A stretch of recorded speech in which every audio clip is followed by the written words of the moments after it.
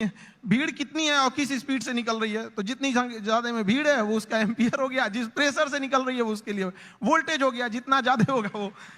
तो इससे क्या होता है ना कि लड़के को पहले समझ में आता है कि नहीं वो रिलेट कहाँ करना है, फिर धीरे धीरे धीरे तो वो चीजें उसको एग्जाम तक तो पहुंच ही जाएगा, लेकिन उसको अपने पास हौसला ना खो दे शुरुआत में ही, इसलिए उसके एक फ्रेंड की तरफ बताना जरूरी होता है। ठीक है, यू सॉ और मैंने तो वो वीडियो देखा है आपका इलेक्ट्रिक करंट का, उसमें तो अभी तो आप फिर भी उसमें और भी है कि 440 वॉट का झटका लगा तेरे छूने से। वो एक्चुअली गाना था तो हमने उसी पे कोरिलेट कर दिया, क्योंकि लड़के आजकल ना गाना वाना बड़ा सुनते रहते हैं सब आजकल, तो हमें लगा कि यहीं से इन लोगों को, मतलब हम ये नहीं कहते हैं कि तुम अलग से टाइम निकालो, बट जिस चीजों को वो देख रहा है, जिसके सराउंडिंग्स में वो रह रहा है, उसमें हर जगह पढ़ाई छुपी हुई है, हम क्यों ना उसको उसी से कोरिलेट कर दे। टंगस्टन का आपने बताया कि लाल हो जाता है, वो दो लोग लड़ रहे हैं, जरा वो भी बताइए। वो जैसे लड़कों सब आते हैं सब, तो उनको ये समझ में नहीं है फिजिक्स ना, एक तो कुछ ऐसे होते हैं दिमाग में लेके चले जाते हैं, भैया ये तो मेरे लिए बना ही नहीं है। ऐसा नहीं है, हमारा कोशिश ये रहता है कि एक मजदूर जो है अगर मजदूरी करके आ रहा है, उसने पढ़ाई नहीं किया है, फिर भी उसको अगर क्वांटम फिजिक्स समझा दिया जाए, ये होती है टीचिंग वहां पे, ताकि आपका बैकग्राउंड से कोई मतलब नहीं हो, हम जो टॉपिक अभी पढ़ रहे हैं यहां तक समझ में आए। टंगस्टन जैसे आप बोले थे यहाँ पे, तो लड़कों लोग को प्रॉब्लम हो रहा था, तो हमने बस उन लोगों को यही बताया कि जैसे आप लोगों को गुस्सा लगता है, तो अलग अलग तरीके से कोई गुस्सा होता है, कि कोई गुस्सा होगा तो गालियां देने लगता है, कोई एक दो हाथ लगाने लगता है, कोई सरापने लगता है कि तुम्हारा ये हो जाए वो हो जाए वहां पे। उसी तरह मेटल्स की अलग अलग खासियत होती है। टंगस्टन उसमें है, उसको करंट देंगे तो गुस्से से लाल हो जाएगा, इसलिए हीटर में उसको लगाते हैं, ये सॉरी टंगस्टन देंगे तो चमकने लगता है, इसलिए बल्ब में डाल देते हैं। अलग अलग चीजें, नाइक्रोम होता है, चमक के हीट देने लगता है। तो वही वो जिस चीज को देखा है उस चीज में उसको अच्छे से समझाया जाए। मैंने आज तक ऐसा टीचर नहीं देखा सर, बट जो आप कर रहे हैं, I can't even tell you आप कितनी बड़ी सेवा कर रहे हैं हमारे देश में। जैसे आपने कहा कि एक मजदूर को भी क्वांटम फिजिक्स समझ आ जानी चाहिए, इतना बड़ा सपना लेना ही कि ये पॉसिबल भी है। क्योंकि मैंने तो जहां तक देखा है, एक एलीट क्लास होती है इंडिया में, उसी को इंग्लिश मिलती है, और वो इंग्लिश जिसको मिलती है उसी को एक सर्टेन टाइप ऑफ एजुकेशन मिलती है, और फिर वही और आगे बढ़ता जाता है, वही नौकरियां ले जाता है, वही टॉप पोजिशन ले जाता है। आपने उसको तोड़ने की कोशिश किया? हमारे लाइफ का सबसे अच्छा डिसीजन था कि हमने इंग्लिश मीडियम छोड़ के हिंदी मीडियम में आ गए। आपने इंग्लिश मीडियम, जिंदगी का सबसे अच्छा डिसीजन था। अगर हम नहीं छोड़े रहते तो कहीं कुछ भी नहीं गए रहते। क्या पढ़ रहे हैं हमें नहीं समझ में। हाँ जरूर है कि इंग्लिश मीडियम में या फिर जो आजकल के स्टैंडर्ड है उसमें हम जितने पैसे खर्च कर रहे हैं, जितना इंफ्रास्ट्रक्चर कर रहे हैं, तो अगर हम हजारों की भीड़ अगर किसी चीज में लगाएंगे तो एक दो तो सफल होके आएंगे ही आएंगे ना। लेकिन एक ये भी तो देखिए हमने कितने उसमें लगाए और कितना आउटकम आया यहाँ पर। तो हिंदी मीडियम के आप स्कूल में, हमारा यहाँ पे एक स्कूल में हम जब पढ़ रहे थे सरकारी स्कूल में, तो ऊपर से टूट के गिर गया था छत, थोड़ा सा तो फूट गया सर यहाँ पे मेरा।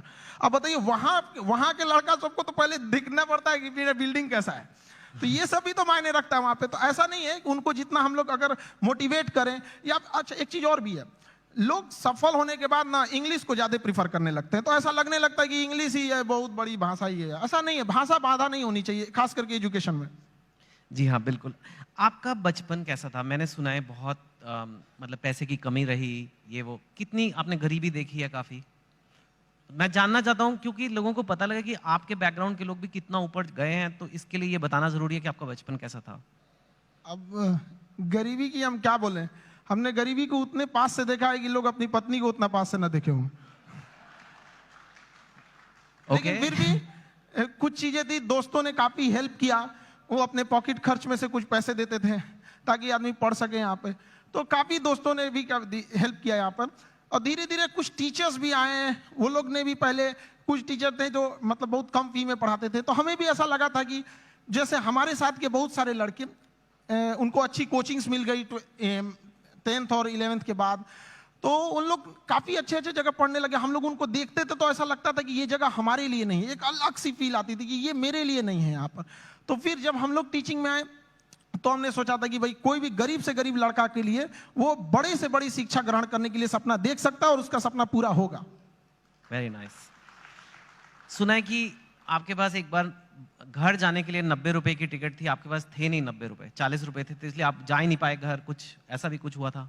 वो दिन मेरे जिंदगी का सबसे मतलब अजीब सा दिन था, क्योंकि हम जब कोचिंग चालू किए तो हम मेरे दादाजी ने हमसे, जब प्रॉब्लम्स इतनी ज्यादा आने लगी तो दादाजी ने बताया कि देखो सपने तो इंसान के बहुत बड़े होते हैं, सपने कभी मतलब ख्वाहिशें खत्म भी नहीं होती हैं, लेकिन कुछ जरूरतें होती हैं। तो पहले अपनी जरूरतों को देख लो, फिर उसके बाद अपने सपनों के लिए आगे बढ़ना। और दादा का रोल बहुत बड़ा होता है जिंदगी में। एक पोता के लिए उसकी जिंदगी का पहला दोस्त उसका दादा होता है, और एक दादा के लिए उसकी जिंदगी का आखिरी दोस्त उसका पोता होता है। तो मेरे दादाजी ने एकदम दोस्त की तरह रहे उन्हें। तो सबसे पहले हमने होम ट्यूशन चालू किया, जहां से हम बेसिक चीजें निकाल सके। तो पहली बार हमने एक बच्चे को होम ट्यूशन दिया तो उसको 600 रुपये मिले वहां से, जिससे कुछ रूम रेंट वगैरह निकल जाए। फिर एक 800 का मिला, ऐसे मिलते मिलते गया। उसके बाद हम एक कोचिंग्स में गए पढ़ाने के लिए। तो वो कोचिंग में शुरुआत में 4-5 लड़के थे, अगले दिन 50-60 हुए, फिर धीरे धीरे बढ़ते गए। एक हफ्ते में पूरा क्लास ही चेंज हो गया। तो हम पढ़ाने लगे, कोचिंग बहुत अच्छे चलने लगी। तो उन लोगों ने कहा कि फीस आपको बढ़ाना पड़ेगा, क्योंकि पैसे तो वहीं से आएंगे आप। तो हमने फीस बढ़ाने का विरोध किया।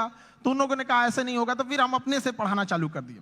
तो हमारी कोचिंग में क्या हुआ कि बम चल गया, बम, एक्चुअल बम फेंका किसी बम ने। वहां पे धड़ाधड़ गिरने लगा। हम लोग को दिमाग काम नहीं किया वहां पे, और क्या किए, सारी चीजें तहस नहस हो गई। अब हमको लगा कि अब घर जाना पड़ेगा, और घर जाने के लिए पैसे 90 रुपए चाहिए होते हैं। हमारे पास वही 40-50 रुपए थे। तो हम कहे कि अब घर भी नहीं लौट सकते, यहीं रुकते हैं, शायद कोई रोक रहा है हमें।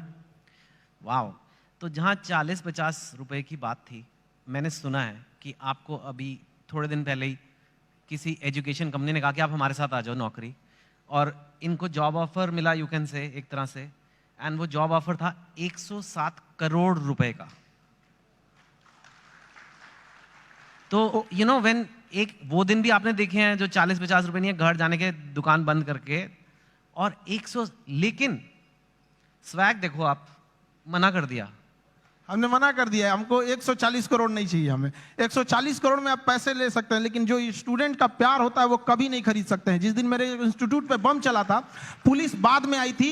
अगल बगल जितने लॉज थे, जब लड़कों को पता चला था तो पूरे लड़के छाप लिए थे सबको, और पूरे ऑर्गेनाइज अगल बगल की कोचिंगें डर के मारे बंद हो गई थी। और हमारी कोचिंग बम लगने के बाद भी नेक्स्ट बैच से एज इट इज चली थी। बाकी बच्चे नीचे खड़े थे। ये 107 करोड़ में कोई नहीं खरीद सकता है।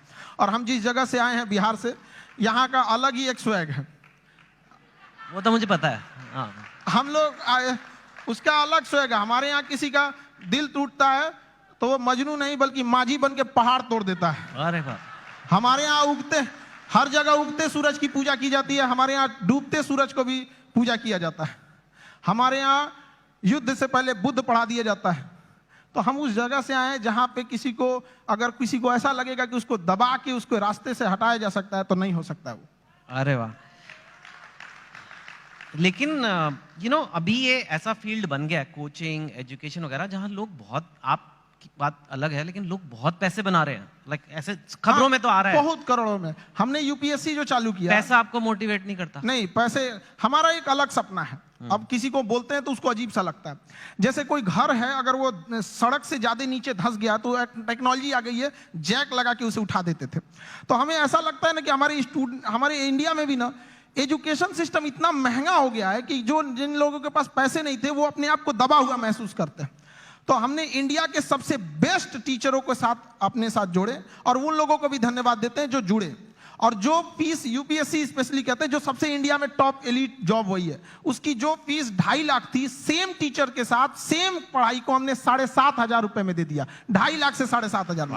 हाँ, इससे क्या होगा कि हर गरीब लड़का भी पढ़ सकता है। होता क्या था सर कि यूपीएससी निकालने के बाद जो डीएम की कुर्सी पे बैठते थे तो उनका मेंटल लेवल बहुत हाई रहता था, लेकिन जो पब्लिक रहती थी उनका मेंटल लेवल बहुत नीचे रहता था। तो अभी इतनी सस्ती फीस होने की वजह से हर कोई पढ़ेगा, और पढ़ने के बाद जब वो मेंटल लेवल बढ़ेगा तो कुर्सी पे बैठने वाले अधिकारी और सामने की पब्लिक, केवल अंतर रहेगा तो कुर्सी का, बाकी मेंटल लेवल समान रहेगा। कोई शोषण नहीं कर सकता वहां पे।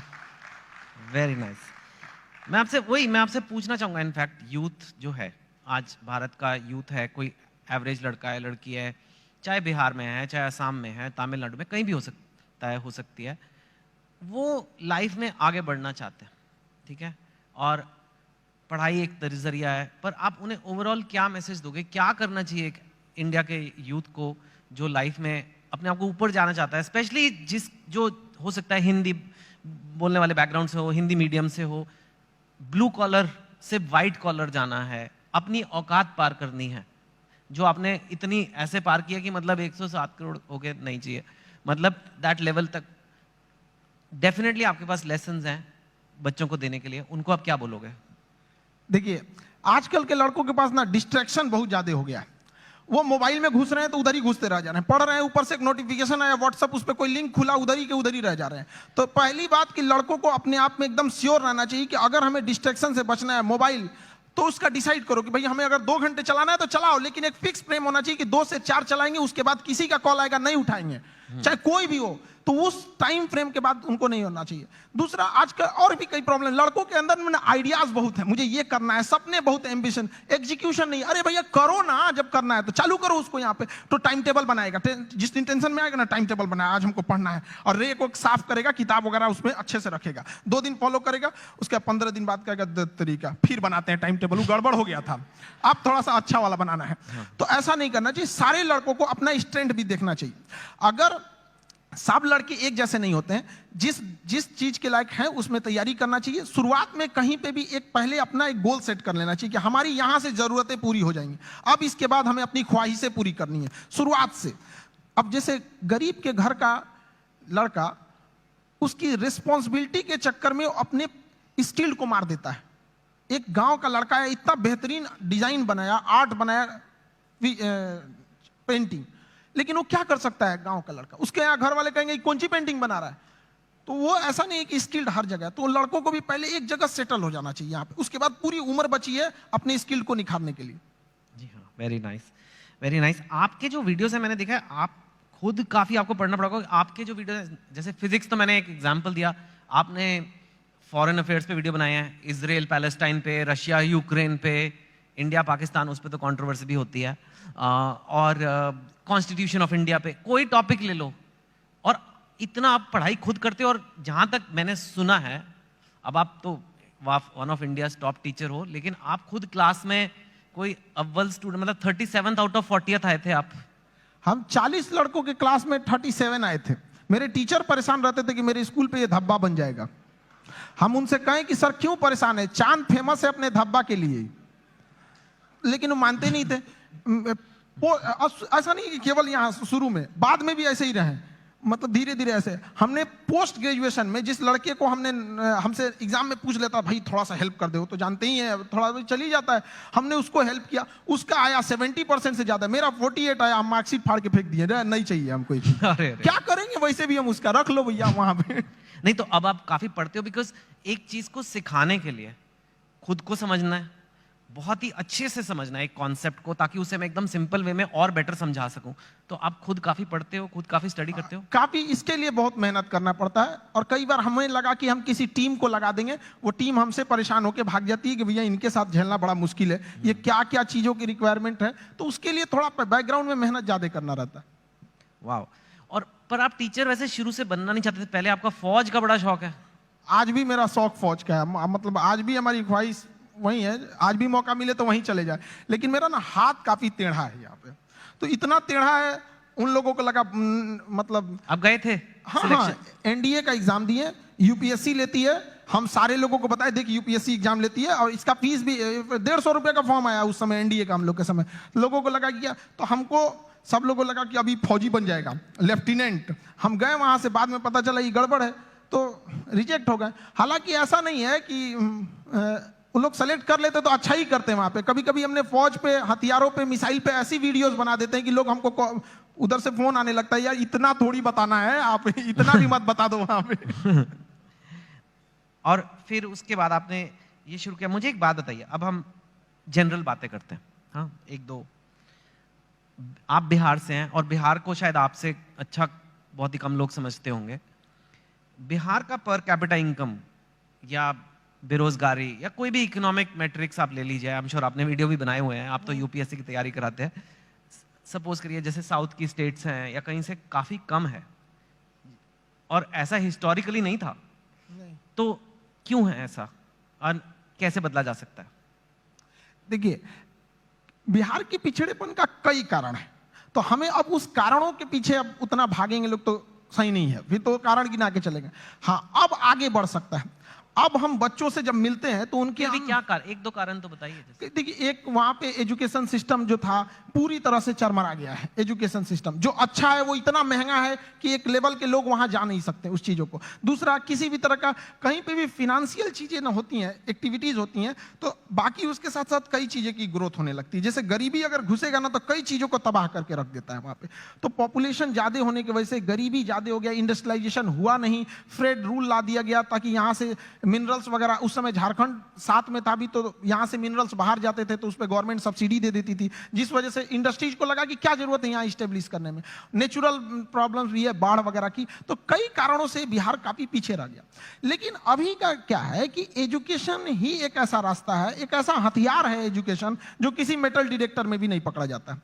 लेकिन इसकी एक ही खराबी है कि ये काफी लॉन्ग टाइम समय लेता है। चावल की खेती 1 साल में रिजल्ट दे देता है, शीशम सागवान लगाइएगा 15 साल में हो जाएगा। एजुकेशन आपको 20-25 साल लेगा, लेकिन एक ऐसा इन्वेस्ट है जो जिंदगी भर आपको रिटर्न देते रहेगा यहाँ पे। तो एजुकेशन से ही किसी चीज को बदला जा सकता है, और आजकल के यूथ में वो चीज आ गया है।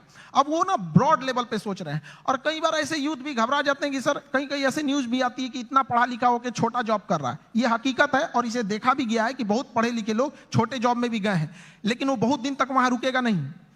वो वहां नहीं रुकेगा। मैं दरिया हूं, अपना हुनर जानता हूं, जहां से भी गुजरूंगा अपना रास्ता बना लूंगा। तो एजुकेशन वाले लोग जहां भी जाएंगे वो कुछ देर तक किसी प्रॉब्लम से वहां रुक सकते हैं, लेकिन फिर वो अपना रास्ता निकाल लेंगे। तो हर बच्चों को यही कहते हैं, थोड़ा वक्त लेगा, लेकिन एक दिन जब पलटेगा ये वक्त तो पूरी दुनिया देखेगी। Thank you. आपको लगता है एजुकेशन, क्वालिटी एजुकेशन है ना, क्वालिटी एजुकेशन कम प्राइस में दी जा सकती है? बिकॉज एक्चुअली आप एक्सेप्शन है इन, मतलब जैसे फॉर एग्जांपल मेडिकल की सीट ले लीजिए या एमडी की सीट, मैंने सुना है 1-1 करोड़ रुपया, मतलब फॉरेन जाके मेडिसिन करना ज्यादा सस्ता हो गया इंडिया से। ऐसे भी हैं कि करोड़ रुपए में डिग्रियां हैं। वो कहते हैं कि भाई हमें अच्छी एजुकेशन देनी है तो भाई लगेंगे पैसे, अब कैसे करें, कैंपस बनाना है, इंफ्रास्ट्रक्चर बनाना है, ये बनाना है, वो फैकल्टी लेनी है। आप कह रहे हो कि लो कॉस्ट एजुकेशन भी अच्छी क्वालिटी की दी जा सकती है? बिल्कुल दी जा सकती है, और हमने किया भी है। अगर किसी लड़कों से हम यही कहते हैं कि अगर आपको इंडिया के किसी बेस्ट टीचर को ढूंढना है तो 2 तरीके हैं। या तो आप सर्च कीजिए who is best teacher for UPSC, या तो आप खान ग्लोबल स्टडीज पे आके चेक कर लीजिए यहाँ कौन पढ़ा रहा है। तो दोनों में रिजल्ट सेम ही आने वाला है यहाँ पे। अब जैसे आप कह रहे हैं कि एजुकेशन को चेंज किया जा सकता है, गवर्नमेंट किसी चीज को लेकर पकड़ के बैठ गई है। मेडिकल कॉलेज के इतने नॉर्म्स है, यूनिवर्सिटीज के इतने नॉर्म्स है। हम चाहते हैं कि हम लोग के पास जैसे एजुकेशन सिस्टम में कुछ सुधार होना चाहिए। एजुकेशन एक अलग चीज है, स्किल एक अलग चीज है। आप यहां पे बैठे हैं ड्यू टू योर स्किल, वरना सवाल तो कोई भी पूछ सकता है। तो एज इट इज महत्व देना चाहिए एग्जाम में कि अगर 500 का एग्जाम है किसी एकेडमिक चीजों की, तो उसमें 250 एजुकेशन होना चाहिए और 250 उसमें स्किल होना चाहिए। हम लोग किस पे भाग रहे हैं? एजुकेशन पे, स्किल्ड पे नहीं भाग रहे हैं। एजुकेशन, स्किल्ड, एक्सपीरियंस, ये 3 चीज चाहिए सबको सक्सेस होने के लिए। हम लोग को अगर गवर्नमेंट दे दे कि भैया एक यूनिवर्सिटी आप खोलो, हम बताते हैं कि अगर हम लोग को एक परमिशन दे दे तो बाकी यूनिवर्सिटियों को प्रॉब्लम हो जाएगी, लोग उंगली उठाने लगेंगे। देखिए 4 दिन हुआ यूनिवर्सिटी खोले, कैसे होता है चीज। करेक्ट। लेकिन गवर्नमेंट इतने रूल्स बना के रखी है कि जिन्हों चेंज करना है वो आने में इतना पेपर वर्क देख के परेशान हो जाएंगे। आधार कार्ड में नाम सुधरवाने में हालत खराब हो जाता है, यूनिवर्सिटी तो बहुत बड़ी चीज है। That's true. आप कंपेटिटिव एग्जाम्स के लिए बच्चों को पढ़ाते हो, जो एक इंडिया में बहुत बड़ी नीड है, लेकिन कई बार कंपेटिटिव एग्जाम्स की वजह से बच्चे बहुत गलत कदम भी उठा लेते हैं। कोटा में आपने सुना होगा, कई लोग अपनी जान पे, मैं बोलना नहीं चाहता, लेकिन आपको पता है क्या क्या कदम उठाते हैं। और इतना ज्यादा, अगर कुछ बच्चे ऐसा कर रहे हैं तो कितने ज्यादा बच्चों में स्ट्रेस होगा, प्रेशर होगा। आप भी वो देखते हैं बच्चों में, और जो पेरेंट्स ये देख रहे हैं टीवी पे या यहाँ पे, उनको क्या कहेंगे कि कैसे उस चीज को हैंडल करना है? क्योंकि इंडिया में कंपटीशन का लेवल कुछ ज्यादा ही है। मैंने सुना है मतलब एक पोस्ट के लिए, एक जॉब के लिए तो कितने लोग हैं। सो कैसे एक आदमी अपना मेंटल हेल्थ या कहें उसे अच्छा रखे? देखिए, बच्चों में एक चीज हम ये कहेंगे कि अगल बगल के एक्सपेक्टेशंस को वो देख लेता है और घबरा जाता है। वो अपनी माँ की बातों को सुने। जब हम फेल होते थे ना, तो मेरी मम्मी हौसला बढ़ाती रहती थी, कहती थी दुनिया तुम बहुत आगे जाएगा। हम कहते थे टीचर लोग कहते हैं कि तुम धब्बा हो, तो उनका कहना था टीचर लोग क्या जानेंगे तुमको, हम तुमको ज्यादा जानते हैं, पूरी दुनिया की तुलना में हम तुमको 9 महीना पहले से जानते हैं, तो हमसे बेहतर तुम्हें कोई नहीं जानेगा। यहाँ पे स्टूडेंट को भी कहते हैं एक बार अपनी माँ बाप को देखो, तुम हीरा हो, तुम्हें कोई नहीं बदल सकता है। अपने दुनिया के दबाव में नहीं आना चाहिए। जिस पे यह जग हंसा है उसने इतिहास रचा है।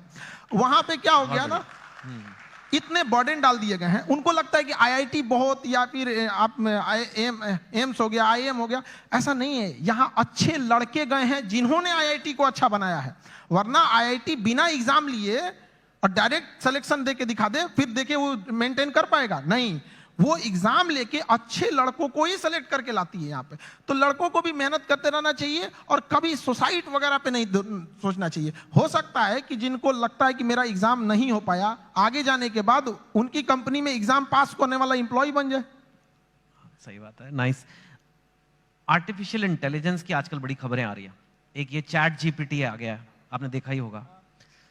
कई लोगों को खतरा हो रहा है कि अब तो इतने बढ़िया कंप्यूटर हो जाएंगे, इतने बढ़िया ये आर्टिफिशियल इंटेलिजेंस हो जाएगा कि वही आंसर लिख देगा, वही सब कुछ कर देगा, मतलब नौकरियां सारी गायब हो जाएंगी। आप आर्टिफिशियल इंटेलिजेंस को कैसे देखते हैं, और आपको लगता है कि ऐसा कुछ? आर्टिफिशियल इंटेलिजेंस ह्यूमन इंटरवेंशन को थोड़ा कम कर देता है, लेकिन ये मिथ है कि आने के बाद काम खत्म कर देगा। इंडिया में जब कंप्यूटर आ रहा था तो लोगों को यही लगा था कि पूरी लोगों का काम खत्म कर देगा। ये उसी का एडवांस वर्जन है। ऐसा नहीं है कि लोगों का काम खत्म, आप उस समय एक नए नीड्स होंगी, नई जरूरतें होंगी, उस पर इंसान शिफ्ट हो जाएगा। कभी ये खत्म नहीं होगा। आर्टिफिशियल इंटेलिजेंस का दुरुपयोग बहुत हो सकता है, इससे बचना चाहिए। गवर्नमेंट को आर्टिफिशियल इंटेलिजेंस से मिसयूज को रोकने के लिए एक हार्ड कदम उठाने चाहिए। भारत में आईटी रूल्स उतने मतलब स्ट्रिक्ट नहीं है। ज्यादा वक्त बचा नहीं है, लेकिन आप काम ही करते रहते हो, सारा टाइम काम करते रहते हो। हमको तो बस पढ़ाना रहता है, पढ़ा के हटे, फिर उसके बाद खाली बैठते तो सोचते हैं कि और कौन से टॉपिक पर, इस टॉपिक को हमने इस बैच में ऐसे पढ़ाया, अगली बैच में इसको और अच्छे से कैसे समझा सकते हैं। आप इतने सारे बच्चों का सोचते रहते हो, कभी ये नहीं सोचते आपके अपने बच्चे होंगे? प्यार व्यार हुआ है आपको कभी? दिल, आप इतने एग्जाम्पल देते हो मजनू वाले अपने टॉक्स में, मैंने देखा है मजनू, 400 वोल्ट का झटका, पता नहीं कितना। हाँ, तो आपका कभी दिल, या आप सिंगल हैं, मैरिड हैं, मतलब क्या? क्योंकि ये आता है कई बार, लोग, अब आप इतनी हस्ती बन चुके हो कि लोग ये सब सवाल पूछते हैं। सर नहीं, देखिए ये सब चीजें हम सिंगल, ये सब ये लोग तो घर वाले डिसाइड करेंगे, उन लोग का गृह मंत्रालय का ये काम होता है, ये मम्मी पापा का काम है इस चीजों को। आजकल के लड़कों को बस ये कहेंगे, ये सब डिस्ट्रैक्शन से उन लोगों को बचना चाहिए यहाँ पर। और रही बात हमारा, तो हमको मेन काम रहता है लड़कों के बारे में ही सोचते रहे, स्टूडेंट को कैसे समझाया जा सकता है। अपने ही पानी में घुल जाना ही बर्फ का मुकद्दर होता है। तो हम लोग बच्चों के लिए और उनकी बेहतर कैसे किया जा सकता है, इसी पे ज्यादा ध्यान रहता है। फिर भी थोड़ा तो मतलब अपने लिए भी वक्त निकालिए कुछ। You are one of India's most eligible bachelors now, आपको पता है ना ये बात? वक्त मिलेगा तो वक्त निकाल लेंगे। हाँ, तो ठीक है। नहीं, वो तो खैर मस्ती पूछ रहा। और जाते जाते बस यही कि काफी हमारे पास वक्त नहीं उतना, कई बार कंट्रोवर्सीज हुई हैं आपके वीडियोस पे, आपके कंटेंट पे, आपके नाम पे, आपका नाम असली क्या है, कुछ ऐसे ये सब। And I don't want you to answer each of them. आप उनको कैसे देखते हो? हम कंट्रोवर्सी वाले लोग को देखते हैं, बिना मतलब की चीजों को इंटरफेयर करने। वो जिस लेवल पे हम लोग बताते हैं, उस लेवल पे जाने के बाद किसी को कंट्रोवर्सी करने की जरूरत ही नहीं पड़ेगी। हम लोग टीचर हैं, हम लोग बीच का रास्ता नहीं। जो सही है उसको सही बोलेंगे, गलत है उसको गलत बोलेंगे। अगर कोई गलत है तो उसको पूरा बता देंगे कि देखो ये चीजें गलत है, और सही है तो उसको पूरा बताएंगे कि ये सही है। अब इंसान वन साइडेड होता है, वो सोचता है कि हम भी उधर ही साइड में चले जाए। ऐसा नहीं हो सकता है। ठीक है खान सर, बढ़िया काम कर रहे हो, करते रहिए। धन्यवाद। Thank you so much. Thank you, धन्यवाद। जिस पे जग हंसा है उसने इतिहास रचा है। I think that's the takeaway from this session. और सर आपने एक और चीज प्रूव कर दी, एक बिहारी सब पर भारी। वैसे एक और बिहार के लला हमारे साथ जुड़ने वाले हैं थोड़ी देर में, पर उससे पहले स्टेज पर बुलाना चाहिए। Where the software engineer meets the smart market analyst, meets the gifted content writer. To create the big dream, the world comes together at Sharda University. So where are you? Ideas of India co-presented by Dabur Vedic Tea, चाय का वही लाजवाब स्वाद अब सेहत के साथ। Co-powered by Dr. Ortho, अब दर्द भी घुटने टेकेगा। Gallant Advanced TMT सरिया निर्माण का रियल हीरो। अब आएगा खाने में असली स्वाद राजेश मसाले के साथ। Driven by Maruti Suzuki. Technology partner, create today, enrich tomorrow, Panasonic. Gold partner, Senco Gold and Diamonds, design of India for you. Partner, Biko Vajradanti, India का गम एक्सपर्ट, मजेदार नहीं असरदार। रमी बोले तो जंगली rummy, India's most trusted rummy site. Get quick loans from Tata Capital. बदलते भारत की नई gas, Go Gas. Clean and dry. Number 1 expert intimate care range. Sidco, we make sittings. MMRDA rebooting Mumbai.